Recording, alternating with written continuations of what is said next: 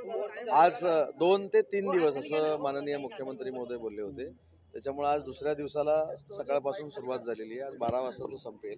उद्या तिसरा दिवस सकाळपासून सुरू होईल, 12 वाजता संपेल. त्यामुळे 2 दिवस आपल्याकडे आहेत. या 2 दिवसामध्ये नक्की खाते वाटप आपल्याला झालेलं दिसेल. अनेक जण नाराज असल्याचं देखील पाहायला मिळतंय. एकनाथ शिंदेचा फोटोही डीपीवरून त्यांनी काढलेला आहे आणि आता शिवसैनिक म्हणून फक्त फोटो ठेवलेला आहे. शिवसैनिकांच्या जीवावरच शिवसेना चालत असते. माननीय एकनाथ शिंदे साहेबांच्या नेतृत्वाखाली खऱ्या अर्थानं शिवसेनेचा वारसा आणि वंदनीय बाळासाहेबांच्या विचाराचा वारसा हा एकनाथ शिंदे साहेब पुढे घेऊन जात आहे. मंत्रिपद मिळालं नसेल म्हणून कदाचित काही प्रमाणामध्ये नाराजी असू शकते, परंतु शिवसेना म्हणून आम्ही एकनाथ शिंदे साहेबांच्या नेतृत्वाखाली कुटुंब प्रमुख म्हणून काम करतो. त्याच्यामुळं आमचं एक कुटुंब आहे. थोडंफार इकडे तिकडे जरी झालं तरी या सगळ्यांच्या समजुती काढल्या जातील. 12च मंत्रिपदं शेवटी 43 पैकी शिवसेनेला मिळालेली होती. 60 आमदार आमचे निवडून आलेले आहेत. आम्ही 12 लोक मंत्री झालो, याचा अर्थ 60 लोकांना बरोबर घेऊन तेच मंत्री असल्यासारखी आम्ही त्यांना वागणूक देऊ आणि त्यांना सोबत घेऊन महाराष्ट्राची सेवा करू. पण त्यातले काही जण आहेत ते मुंबई सुरकडे निघून गेलेले पाहायला मिळतात. काही आपल्या मतदारसंघात निघून गेलेले थांबले नाहीयेत. म्हणजे काल जे आले होते ते थांबले नाही. नाराजी वाढलेली आहे. तानाजी सावंत असतील, प्रकाश सुर्वे असतील, बापू शिवतारे असतील. हे आपण अनेक म्हटल्यानंतर त्याचा अर्थ वेगळा होतो. मी सांगितलं ना, काही नाराजी किरकोळ असू शकते.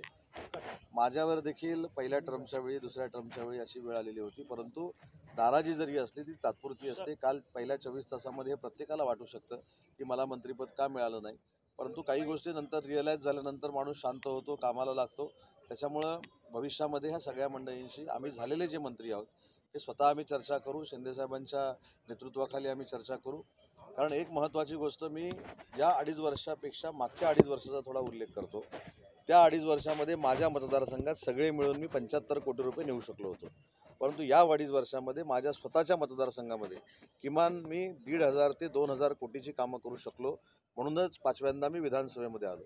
आणि जशी माझ्या मतदारसंघातली परिस्थिती आहे तसे प्रत्येकाच्या आमदारांच्या मतदारसंघातली परिस्थिती आहे. ही जी विकासात्मक ताकद दिलेली आहे ही माननीय एकनाथ शिंदे साहेबांनी दिलेली आहे. ह्याची पूर्ण जाणीव आम्हाला सगळ्यांना असल्यामुळं थोडंफार तात्पुरत्या स्वरूपाची नाराजी असू शकते, परंतु न भूतो न भविष्यती असा आमदारांच्या मतदारसंघामध्ये जो विकास झालेला आहे याचं कारण माननीय शिंदे साहेब आहेत, देवेंद्रजी आहेत आणि अजितदादा आहेत. पोर्ट कोरिया संदर्भात चर्चा होताना दिसते आहे. अशात कुठेतरी शिवसेना पुन्हा एकनाथ शिंदे यांना गृह मिळावं यासाठी आग्रही आहे का? तुम्ही वारंवार गृह संदर्भात बोलणी जी आहे ते करताना दिसतात. खाते वाटपामध्ये किंवा राजकारणामध्ये जी कार्यकर्ती मंडळी असते, आमच्यासारखे लोक असतात, ते आमच्या नेत्याला, आमच्या मुख्य नेत्यांना मोठं पद मिळालं पाहिजे हीच आमची सगळ्यांची भावना असते. आम्हाला जी मंत्रिपदं मिळतील याच्यापेक्षा फार मोठं वेटो असलेलं पद हे आपल्या नेत्याकडे असलं पाहिजे, आपल्या मुख्य नेत्याकडे असलं पाहिजे, ही आमची सगळ्यांची भावना आहे. त्याच्यामुळे प्रत्येक पक्षाच्या नेत्याला आपल्या नेत्याबद्दलची एक आपुलकी असते, प्रेम असते आणि त्याला मोठं खातं मिळालं पाहिजे ही भावना असते. त्याच्यामध्ये ती भावना वावगे असं मला वाटत नाही. विधान परिषद सभापती पद जे आहे ते शिवसेनेला मिळेल का? कारण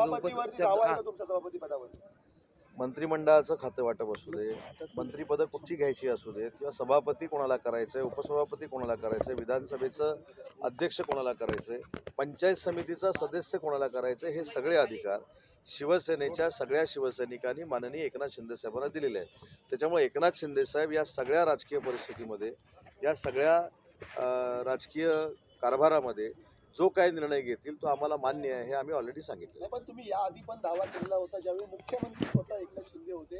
आता सरकार बदलल्यानंतर एकंदरीत म्हणजे मुख्यमंत्री पदावरचा चेहरा बदलल्यानंतर सभापती पदाची निवडणूक होते. भाजप सातत्याने दावा करते प्रमुख पदावर, तर शिवसेना आपला मला माझा जो थोडाफार राजकीय अभ्यास आहे त्याच्यामध्ये सांगतो की दावा करणं हे चूक नाही. माझ्या मतदारसंघावर देखील भाजपाने देखील दावा केलेला होता, परंतु ज्यावेळी 3 मंडळी एकत्र बसले त्यावेळी तिथं उदय सामंतला तिकीट दिलं पाहिजे, ह्या ठिकाणी एकमत केलं. त्याच्यामुळे तसंच सभापतीचा आम्ही जरी दावा केलेला असला तरी देखील 3 नेते एकत्र बसतील आणि त्याच्यातनं सुवर्ण मध्य काढून योग्य तो निर्णय घेतील. उद्धव ठाकरे आज उपस्थित राहणार आहेत. ठाकरे गटाच्या आमदारांसाठी प्रशिक्षण शिबिराचं आयोजन केलेलं आहे. कसं प्रशिक्षण द्यावं नाही, ह्याच्यामध्ये वावगं काय?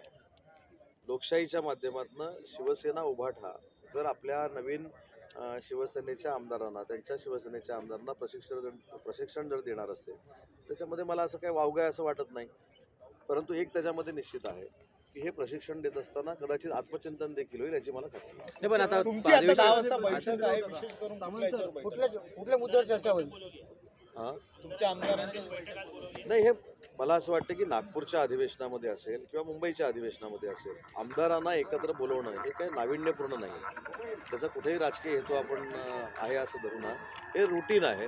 नेते आमदारांना, जसं आता तुम्ही सांगितलं की शिवसेनेच्या उबाठाच्या लोकांना आमदारांना बोलवलेलं आहे, तसं एकनाथ शिंदे साहेबांनी बोलवलेलं आहे. ते ताबडतोब राजकीय वातावरणामध्ये नागपूर सकाळीच 10 वाजता थंडीमध्ये का बोलवलं किंवा काय असं काही नाही.